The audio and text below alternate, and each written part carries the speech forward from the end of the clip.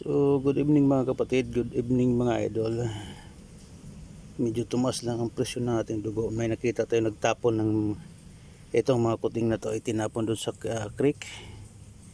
Napansin natin kanina pagdating natin, may dadala siyang eco bag. So, mayroong nag-iiyak na mga kuting. Ito nga sila. Sunawa ko. Kinuha ko doon sa may binalikan ko. Pagkatapos kong nagpark, tinignan ko doon sa may butas ng creek doon sa kabilang side.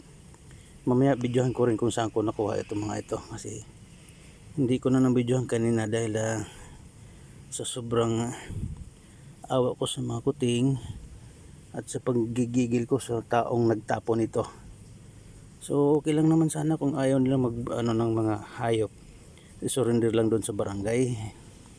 So ito nga, nanginginig pa tayo sa bugso ng ating damdamin. Kawawa din naman itong mga kuting na to, may buhay din sila tapos itapon lang doon sa creek, doon sa butas, kaya nahirapan tayo. Medyo matagal din natin nakuha itong dalawa na ito, kawawa naman. So yun lang mga lods, medyo tumaas lang, sumakit lang, sumikip lang ang ating dibdib. Ito, nanginginig pa nga yung kamay ko. So sana sa mga tao na hindi mapagmahal sa mga hayop, kung mayroong mga alaga sila na nanganak, isurrender na lang nila sa barangay o sa mga nag-aalaga ng mga hayop. Okay na, pwede naman yon.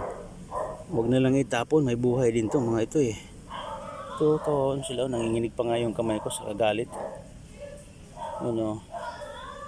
So